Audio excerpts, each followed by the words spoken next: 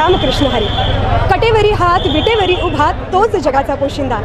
आणि याच पंढरीत याच भाविकांसाठी सागर डेव्हलपर्स घेऊन आले आहेत भव्य ओपन प्लॉट प्रकल्प, ते सुद्धा दर्शन रांगेच्या अगदी जवळ. इथे पाठीमागे आहे दर्शन बारी. नगरपालिका हद्दीतील नियोजित आराखड्यातील 50 फूट डीपी रोड. संपूर्ण प्रोजेक्टमध्ये अंतर्गत street lights, plot demarcation, plantation आणि प्रत्येक प्लॉटला स्वतंत्र नळ कनेक्शन. संपूर्ण प्रोजेक्टला तारेचे कंपाऊंड. ज्येष्ठ नागरिकांना बसण्यासाठी बेंचेस. चला तर मग आत्ताच बुक करा मठासाठी किंवा आपल्या हक्काच्या घरासाठी आपल्या हक्काचा प्लॉट, तेही अगदी माफक दरात. ताज्या घडामोडी पाहण्यासाठी आमच्या YouTube चॅनलवरील PVR म्हणजेच पंढरी वार्ता या न्यूजला सबस्क्राईब करा आणि शेजारील बेल आयकॉनवर क्लिक करा.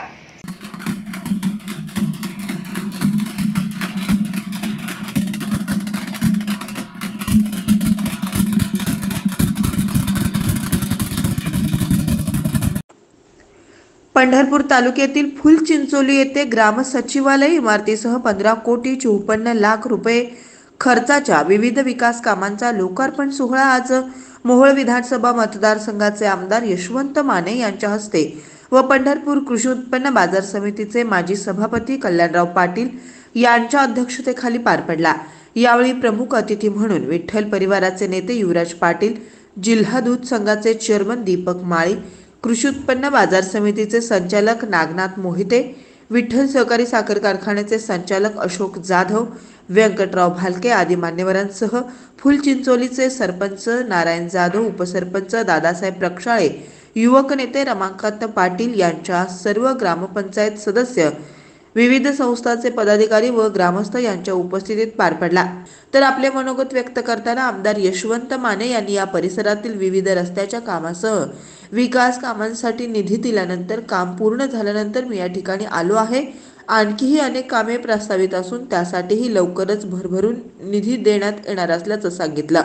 कर उर्वरित रस्त्याचे कामे देखील लवकरच हाती घेतली जाणार आहेत अशीही ग्वाही दिली. फुलचिंचोली या गावामध्ये आपल्या गावचे सरपंच नारायणजी जाधव, उपसरपंच दादासाहेबजी प्रक्षाळे, आपले ग्रामविकास अधिकारी श्री विकासजी राजाराम सुरवशे, आपल्या ग्रामपंचायतचे सदस्य सौ मैनाताई प्रक्षाळे, नामदेवजी काळे, सौ मुक्ताताई वाघ, सौ ललिता गायकवाड, श्री नारायणजी गायकवाड, सौ इंदुमती गायकवाड, किसनजी वाघ, सौ सीमाताई जाधव, सौ कोमलताई पाटील, सौ रोहिणताई काळे, हरिदासजी गायकवाड व सर्व ग्रामस्थांच्या विनंतीस मान देऊन या कार्यक्रमासाठी उपस्थित असणारे आपले तुमचे आमचे सर्वांचे नेते माननीय श्री कल्याणरावजी पाटील, आपल्या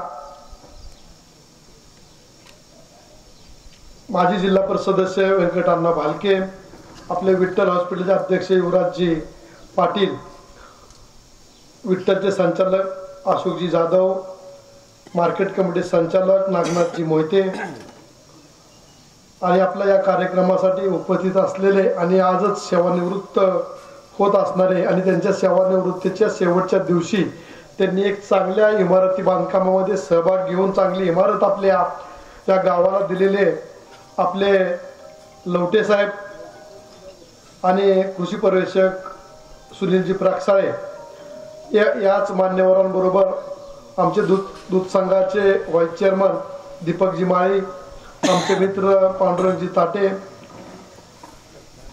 माजी पंचायत समिती सदस्य माऊली चव्हाण, आपले युवा नेते नाना पाटील, मारुतीजी वाघ, राजू आडेगावकर सर, सोमनाथजी आतकरे, भारत साहेब सवय लागली, आतकरे बोललो नाही पुढे मी, कारण सर्वजण तुम्हाला भारत साहेब म्हणतात त्यामुळे मीही भारत साहेब आतकरे साहेब,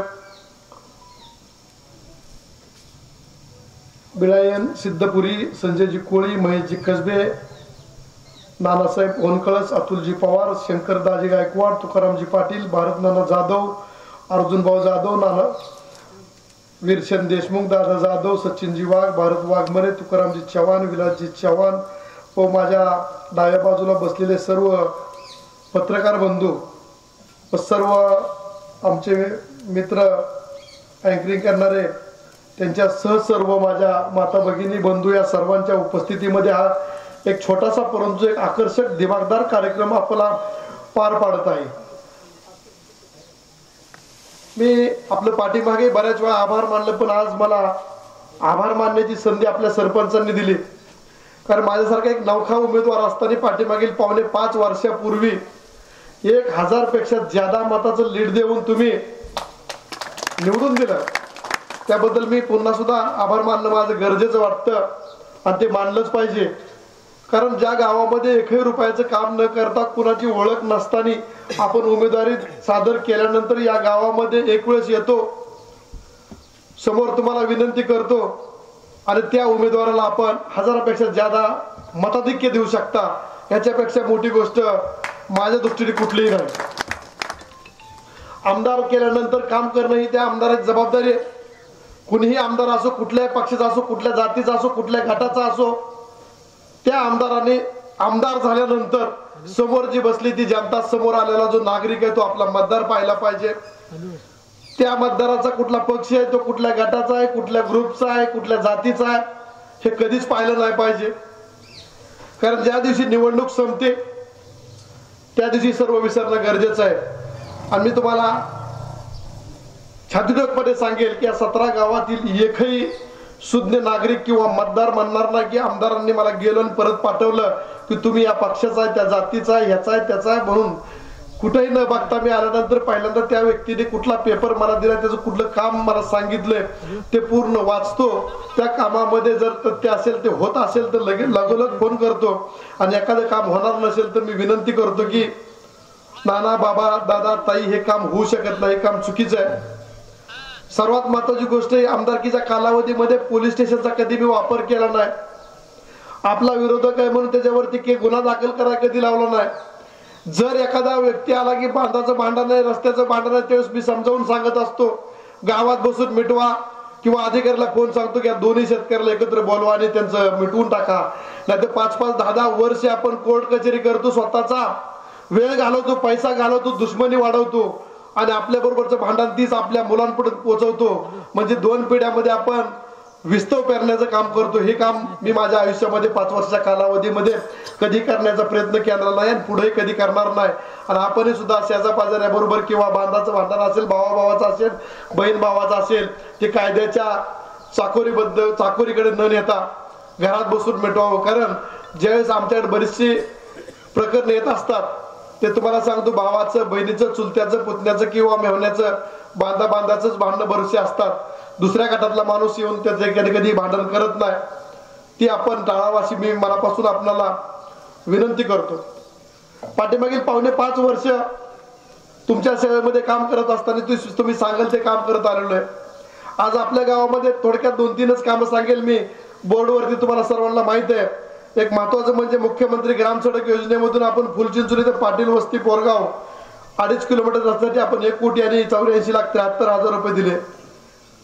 पाण्याची किती नितांत गरज असते, आवश्यकता असते हे आपल्याला माहित आहे. त्यामुळे आपल्या तलावामध्ये पाझर तलावाचं साठवण तलावामध्ये रूपांतर करण्यासाठी आपण पाठीमागील वर्षी 4,26,07,000 रुपयाचा निधी दिला आणि ते प्रत्यक्ष काम चालू झालंय. मी नारळ फोडायला गेलो नाही. पांढरंग दादांनी सांगितलं, दीपादादांनी सांगितलं, युवराज पाटलांनी सांगितलं, आपल्याला मार्गदर्शन केलं. एवढी कामं झाल्यात. तुम्हाला सांगतो, मतदारसंघामध्ये 2,703 कोटी रुपयाची कामं झालेली आहेत. प्रत्येक गावामध्ये असे बोर्ड मी लावणार आहे. एकही नारळ आजपर्यंत मी काम मंजूर न करता, वर्क ऑर्डर नसताना आजपर्यंतच्या माझ्या 5 वर्षाच्या कालावधीमध्ये कधीही मी फोडलेला नाही.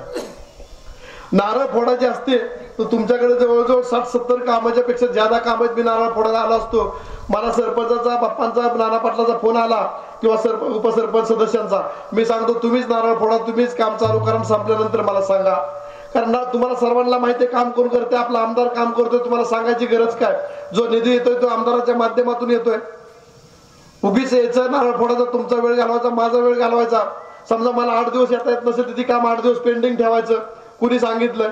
त्याच्यामुळे प्रत्येक ठेकेदाराला, अधिकाऱ्याला सांगून टाकलेलं आहे, कामाची निविदा झाली, वर्क ऑर्डर झाली की तुम्ही काम चालू करून टाकायचं. त्यानंतर आपण आता भैरवनाथ मंदिरामध्ये जाऊन आपण दर्शन घेऊन आलो. तर श्री क्षेत्र भैरवनाथ देवस्थान विकसित करण्यासाठी आपण 1,99,90,90,000 रुपयाचा निधी दिलेला आहे. त्याची टेंडर प्रक्रिया चालू आहे. माझ्या माहितीप्रमाणे अजून टेंडर झालेलं नाही त्याचं. येणाऱ्या 15-20 दिवसामध्ये त्याची टेंडर प्रक्रिया होऊन जाईल आणि तुम्ही सर्व ज्येष्ठांच्या उपस्थितीमध्ये त्या कार्यक्रमात नारळ फोडून कार्यक्रम काम चालू करा. परंतु बाप्पा तुम्हाला सर्व स्टेजवरील आणि समोरील मान्यवरांना सांगतो, आपलं देवस्थान हे ब वर्गामध्ये आहे. आपण 1,99,90,000 रुपयाचा निधी दिलेला आहे. अजून आपल्या या कामासाठी आपण 3 कोटी आणि 10 लाख रुपयाचा आपण निधी देऊ शकतो. लवटे साहेब बरोबर आहे?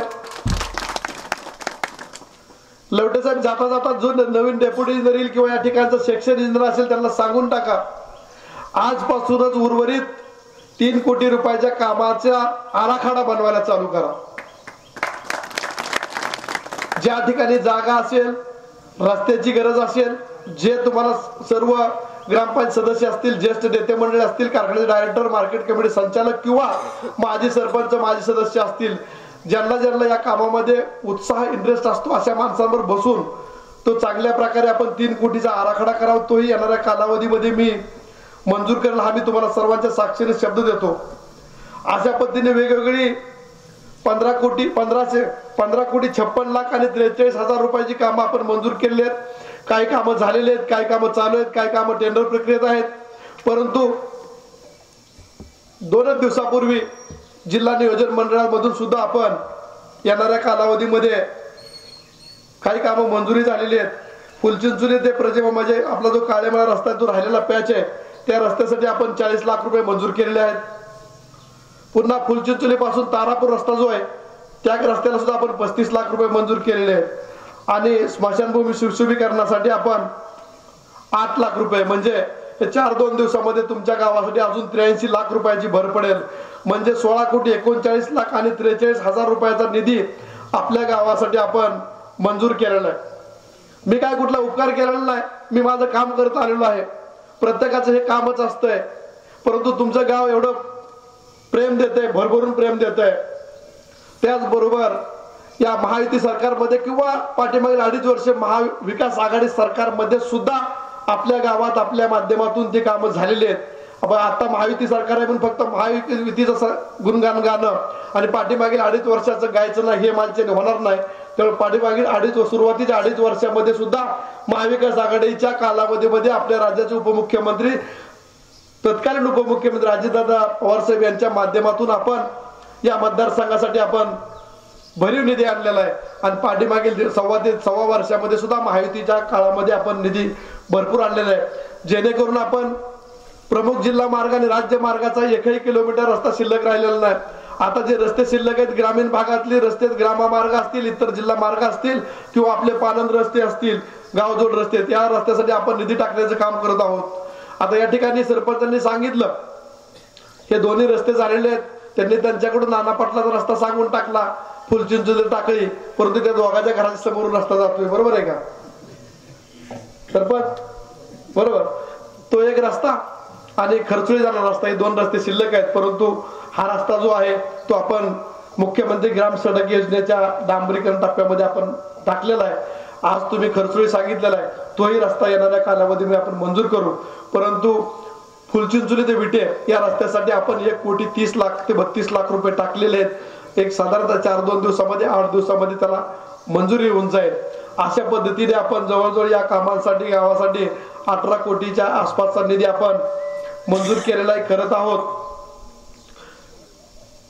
बऱ्याच दिवसापासून सरपंचात चाललं होतं उद्घाटन करू. पहिले 15 लाख दिल्यानंतर सहज येताना डायरेक्ट सरपंचाला फोन केला, सरपंच तुमच्या घरी मी चहा प्यायला येतोय. आणि वस्तीवरती जाऊन चहा घेतला. त्यावेळेस म्हणले बाप्पाला मी कालच सांगितलंय. म्हटलं काय सांगितलंय? अजून 10 लाख रुपये कमीच पडतात म्हटले. म्हटलं काय हरकत नाही, आपण 15-20 दिवसामध्ये आपण 10 लाख देऊ आणि आपण जिल्हा नियोजन मंडळातून आपण त्यांना 10 लाख रुपये देऊन 25 लाख आणि त्यांचे 3-3.5 लाख रुपयाचे 28 लाखाचे शॉपिंग सेंटर सह इमारत. पण इमारतीमध्ये गेल्यानंतर कृषी अधिकाऱ्यासाठी आणि तलाट्यासाठी सुद्धा या ठिकाणी व्यवस्था केलेली किंवा त्यांना एक दालन उघडून दिलेलं आहे. म्हणजे हे ग्रामपंचायत ऑफिस नसून एक ग्राम सचिवालय हे. याच्यामध्ये गेल्यानंतर तुम्हाला ग्रामसेवक भेटेल, कृषी पर्यवेक्षक भेटेल, तुम्हाला तलाठी भेटतील आणि आपल्या गावामध्ये हेच काम असतात. आणि सर्व एकत्रित जसं आपण एक खिडकी म्हणतो त्या पद्धतीने एकाच जागेवर ते तहसीलमध्ये गेल्या एका खिडकीमध्ये सर्व कामं सांगतो तसे इमारतीमध्ये गेल्यानंतर ग्रामसेवक, तलाठी आणि कृषी अधिकारी तुम्हाला या ठिकाणी मिळेल. त्यामुळे एक चांगली प्रकारची संकल्पना आपण दाखवून दिलेली आहे. इतर 17 गावामध्ये काम करत असताना अशाच पद्धतीने सरपंचांनी किंवा नेते मंडळींनी करावं की एका इमारतीत गेल्यानंतर सर्व नागरिकांसाठी एका ठिकाणी सोय होईल आणि ही सोय चांगल्या प्रकारे केली. कॉन्ट्रॅक्टरने, सर्व ग्रामपंचायत बॉडीने आणि अधिकाऱ्यांनी एक इमारत चांगल्या प्रकारे करण्याचा प्रयत्न केला आहे. आणि या कॉन्ट्रॅक्टरनी किंवा ग्रामस्थांनी लवटे साहेबांच्या निवृत्तीच्या शेवटच्या दिवशी त्यांना बोलवून त्यांचा सत्कार केला, ओपनिंग केलं. त्यांच्या एक आयुष्यामध्ये नक्कीच ते कोरलं जाईल की माझ्या निवृत्ती दिवशी फुलचिंचोली या गावाने माझ्यावरती सत्कार रूपी आशीर्वाद दिलाय. आणि नक्कीच या भैरोबाच्या पांढरीमध्ये आपणाला उर्वरित आयुष्य सुखाचं, समाधानाचं जाईल. परंतु निवृत्त झाला म्हणून घरी न बसता तुमच्या या इंजिनिअरिंगचा किंवा इतर अनुभवाचा फायदा उर्वरित कालावधीमध्ये सुद्धा जनतेला झाला पाहिजे. कारण सध्या इंजिनिअरिंगचे किंवा अधिकारी कमी आहेत. शासनाने सांगितलेलं आहे तुम्हाला तुमच्या बेसिक प्रमाणे पुढचाही निधी दिला, म्हणजे पगार दिला जाईल आणि पुढील 2 वर्ष तुम्हाला काम करता येतं. माझी तुम्हाला विनंती राहील की या पंढरपूर तालुक्यातील या परिस्थितीत जर तुम्हाला करता आले तर तुम्ही करा आणि पुढील 2-3 वर्ष सेवा द्या, अशी मी आपणाला विनंती रूपे तुम्हाला मी मागणी करतो. उशीर भरपूर झालेला आहे, बाप्पा अजून मार्गदर्शन करणार आहेत. परंतु मी जाता जाता तुम्हाला सर्वांना पुन्हा विनंती करेन, येणाऱ्या विधानसभेला तुम्ही सर्वांनी जर मला उमेदवारी दिली तर पुन्हा एकदा तुम्ही चांगलं मतदान करचाल अशी अपेक्षा व्यक्त करतो. कुठलाही पक्ष न बघता, कुठलाही गट न बघता, कुठलाही काय न बघता तुम्ही चांगल्या मताने मला निवडून द्यायचा अशी अपेक्षा आहे. आपल्या या 17 गावामध्ये सरकुली गाव आहे ते 1200 पेक्षा ज्यादा मतदान लीड दिलेलं आणि फुलचिंचोली 1000 पेक्षा, म्हणजे 1000 पेक्षा ज्यादा लीड देणारे 2 गाव आहेत. परंतु मी दोन्ही गावाला कुठल्याही प्रकारचा निधी कमी पडून दिला नाही. पांडुरंग तात्याने 600-700 मतांचं लीड दिलं म्हणून असं नाही, पांडुरंग तात्याला सुद्धा फुलचिंचोली बरोबरीने तात्या आपण निधी दिलेला आहे. त्याही गावासाठी जवळजवळ 17-15-16 कोटीचा निधी दिलेला आहे. प्रत्यक्ष जाताना तुम्ही बघून घ्या, त्या ठिकाणी जो बी कॉन्ट्रॅक्टर असेल त्या कॉन्ट्रॅक्टरने फार चांगल्या पद्धतीने कॉन्क्रीटचं काम केलेलं आहे. त्या ठिकाणी मंदिराचं काम झालेलं आहे. आपल्या देवाचं एक सभामंडप त्या ठिकाणी झालेला आहे. म्हणजे बरीचशी कामं झाली. तुम्हाला तारापूर नाल्यापासून आपण विट्यापर्यंतचा रस्ता मंजूर केला, त्याच्यात थोडा विट्याकडचा भाग थोडाफार शिल्लक राहिलेला आहे. तिथून पुळूजपासून पुळूजवाडीला रस्ता मंजूर झालेला आहे. पुळूजवाडीपासून कोथाळ्याला रस्ता 2 कोटी टाकलेत. कोथाळ्यापासून इसगाव पर्यंत आपण 5 कोटी रुपये टाकलेले आहेत. कुठल्याही या भागामध्ये रस्त्याची कामं शिल्लक राहिली नाही पाहिजे या उद्देशाने मी काम करत आहे. मला या भागामध्ये सर्व शेतकरी सदन आहेत.